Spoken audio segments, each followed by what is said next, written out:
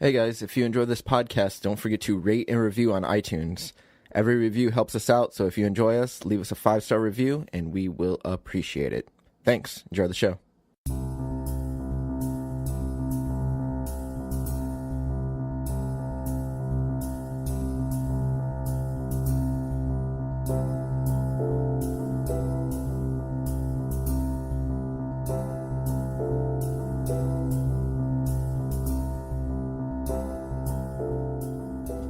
Ladies and gentlemen, welcome to episode 6 of Across America.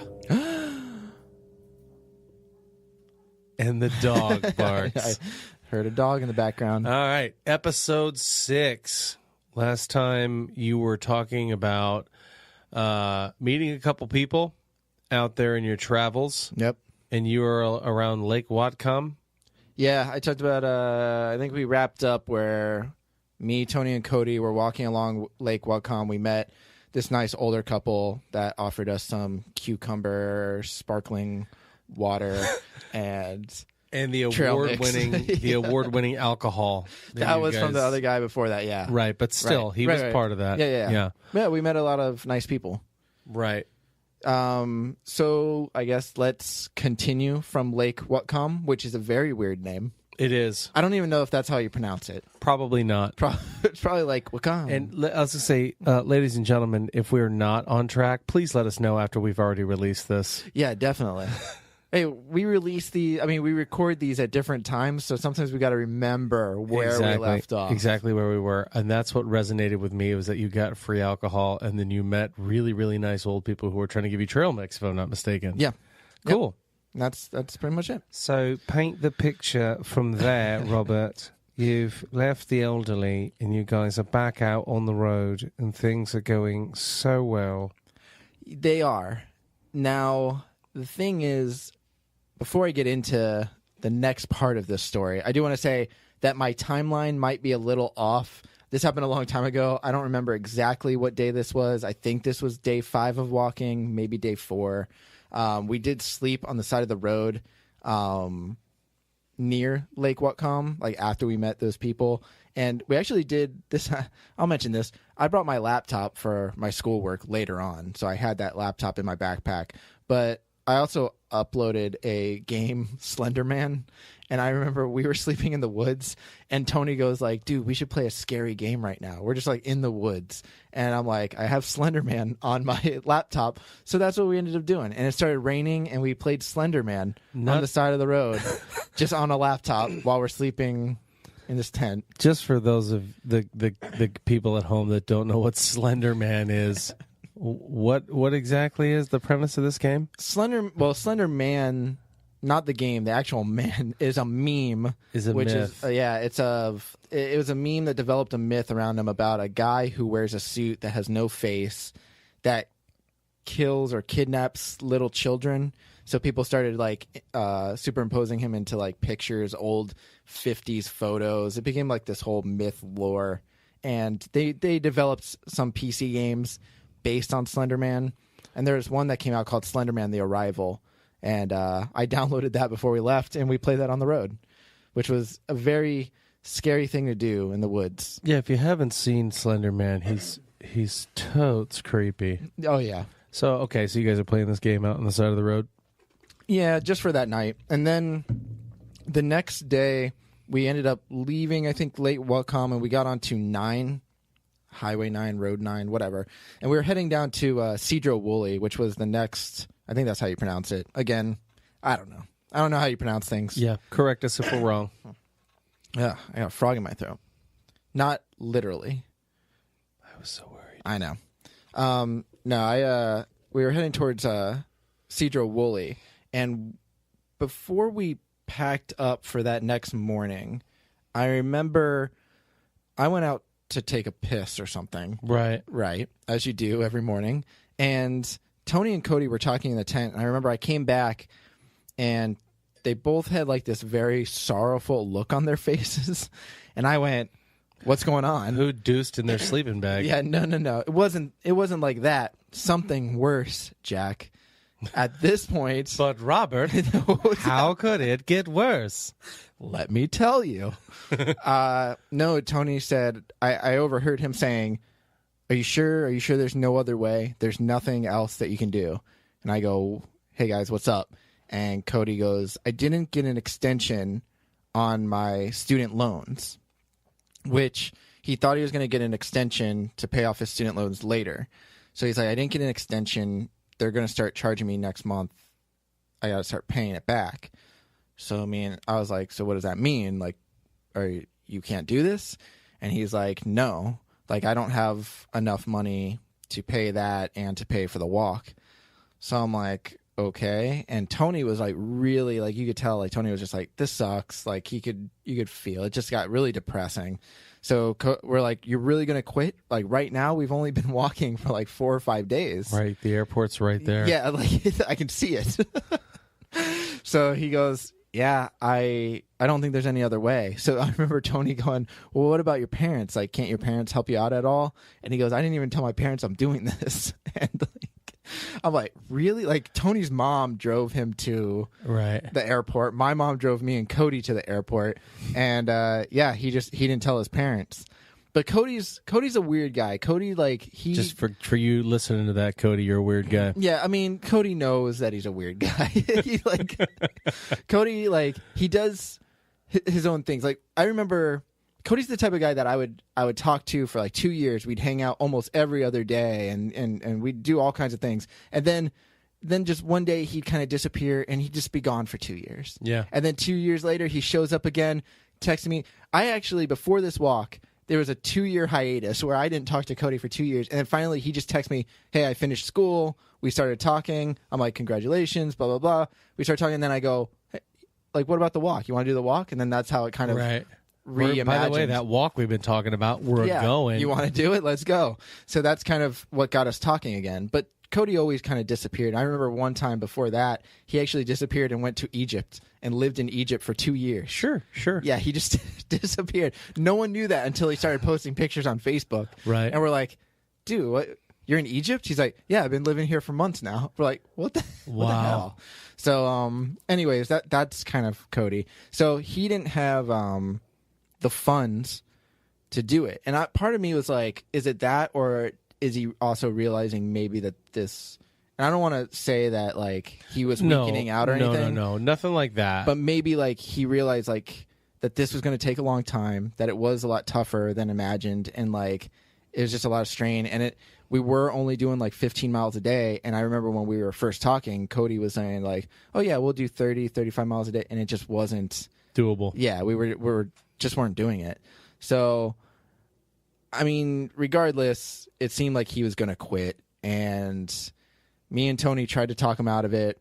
We couldn't really like help him with the funds though, because we saved up just really enough money for us. So he just goes, no, I think I'm going to quit. Like, I think this is it. I'm not going to keep going. So we're like, this sucks. It's day 5 and you're quitting, which just leaves me and Tony now. So we're like, all right, that's fine. So that whole morning was just standing on the side of the road as he called a taxi to come pick him up, and we just stand there, and like the taxi pulls up. I remember me and Tony like take pictures of him like disappearing. He gets in the taxi and he drives and back to the airport where we arrived, back to Bel Air. Yeah. And when he gets to the airport, I ended up because his parents didn't know he was even doing this, I had to call my mom and say, hey, can you pick up Cody from from TIA, Tampa International Airport, and take him home. This is the other thing. He didn't even have a home to go back to. His parents moved. Oh no! Like to the other side of the state. Yeah. Like they moved to a different city. They sold their house. So when he came back, he was actually living here in my house. My mom just let him stay like my place. Yeah. And that was it. That's where he lived for like a few months until I got back. Yeah. He lived here till you got back? Well, he lived here for about 3 months, and then he ended up moving out. I forget. I don't even know. At that point, I don't remember where he went. Did he leave you a well-stocked pantry? No. I honestly, I don't even know. I don't even think I had much in my pantry. I think I got rid of most of it when I left. But I do know that he was just, looking for a job when he came back. But when he left, I remember me and Tony seeing him get in that taxi and like drive off, like we were quiet for the rest of the day. Like we didn't talk Yeah. or anything. We kind of just walked single file. You're probably both sitting there wondering which one of us is it going to be Next. Yeah. right? What's going to happen next? How could you have predicted, hell yeah, we're going to walk across the country. We've all saved all this money and we're going to lose somebody less than a week, essentially, Yeah. It was out on the road. Yeah, it was kind of like heartbreaking, and like I think Tony took it more to heart than I did, like cuz I honestly thought that there might be a time when somebody quit. I just did not think within a week. That early. Yeah, I thought like maybe Wyoming or something like that, like halfway through. It just kind of seemed like too much. But yeah, that after like Cody left, me and Tony just we headed to Cedro Woolley. I text my mom. I'm like, hey, can you pick him up from the airport? He'll let me know like the time that he's gonna arrive. Yeah. She goes, that's fine. Are you coming with him? Your father wants to know. Yeah, I was like, nope, I'm not quitting either. So she, after I talked to my mom, we head to Cedro Woolley. We get to Cedro Woolley, and I remember we stopped at a Subway. We're charging our electronics. There's a storm moving in, and Tony went to talk on the phone, and like, at this point, I didn't know what he was saying on the phone. I don't know who he was talking to or anything. Mm-hmm. I didn't know if he was talking to his girlfriend because he had a girlfriend at the time, and I don't know if he was talking to his parents. But he went off on the phone, and later on, this was like almost a month later, I find out that he was talking to his girlfriend saying like, this kind of sucks. It's only me and Robert now. I don't know what's going to happen. Like, I don't even know if we should like do this.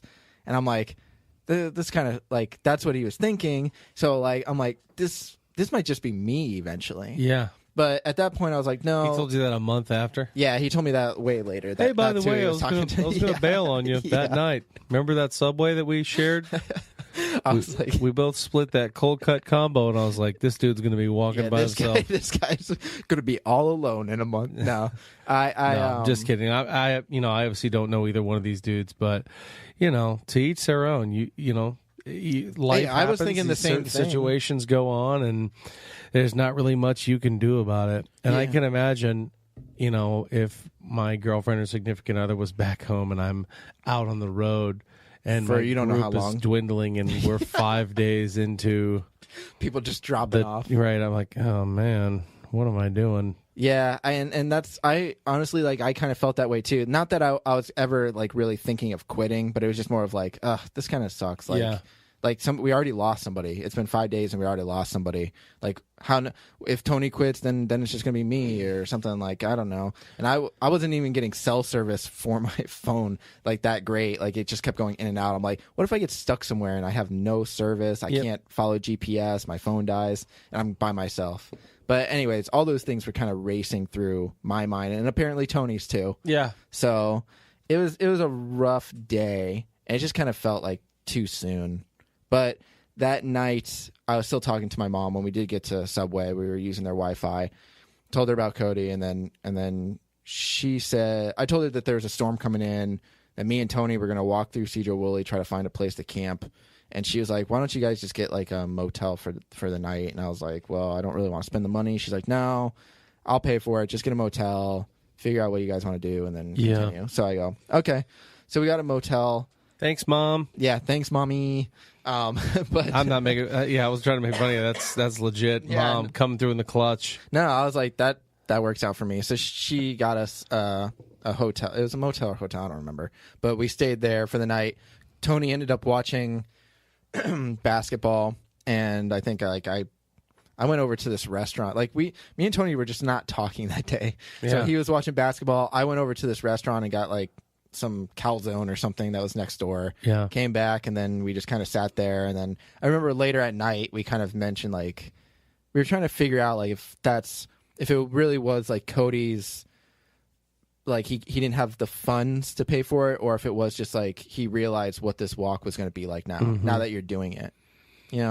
It's I think personally, and this is not, I mean, obviously I don't speak for either one of them, but when you're in a situation like that and you're walking every day 15, 30 miles and things start to suck or get boring, that makes that decision a heck of a lot easier to go ahead and say, yeah, you know what?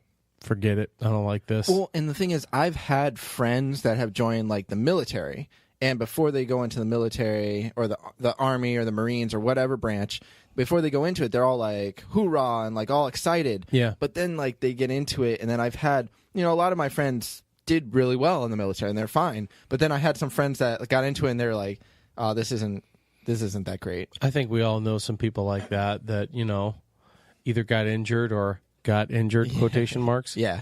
I personally don't know of any people that done that, but I've heard the stories all over the place from people that were in it and did, stick with it. Mm-hmm. That, some people have it, some people don't. Yeah, I think it's like anything that's grueling physically is also grueling mentally. And I think you got to be mentally prepared. I think because Cody, like when I was ready for the walk, I was uploading my podcast or my iPod with podcasts, audiobooks, music, like every kind of thing. So I knew that, 8 to 10 hours a day, I was going to be walking. Mm-hmm. So I knew that it eventually was going to get boring at some point to have some stuff.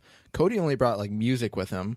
And then I remember like, he said like a couple times like, oh, this is like boring and stuff. And I was like, yeah, like it's going to get even more boring. What did soon. you think was going to happen? Yeah, it's just walking. Out here. It's just walking. So I don't know, but again, it could also be that because he did think he was going to get an extension on his loan. So I'm like, it just sucked that he didn't have the means to keep going because it just, it hit us. But yeah, we continued. Yep, we continued down that. a man. That's from 3 to 2, and who knows from there? Who knows? Who knows? I know. Do I show up? I don't. We don't know yet. Spoiler alert. We don't know. Yeah.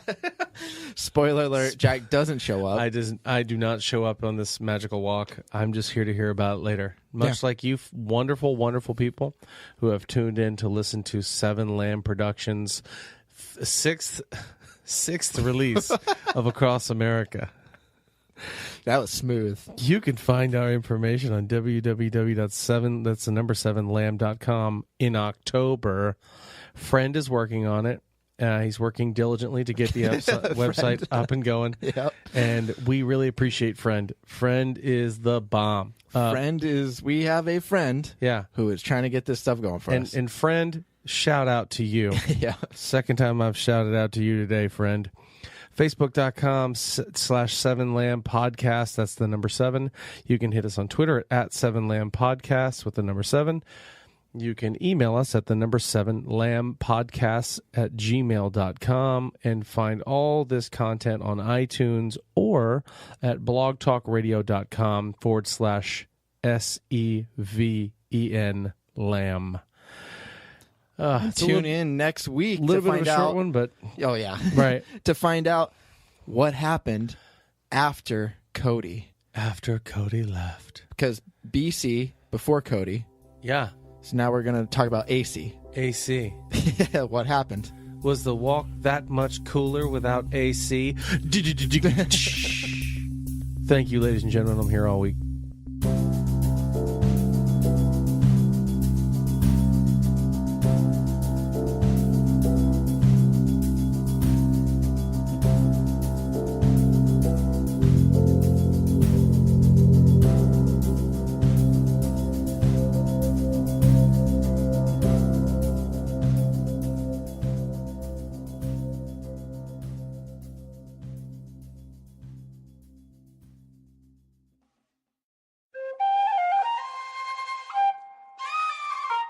This has been a 7 Lamb production.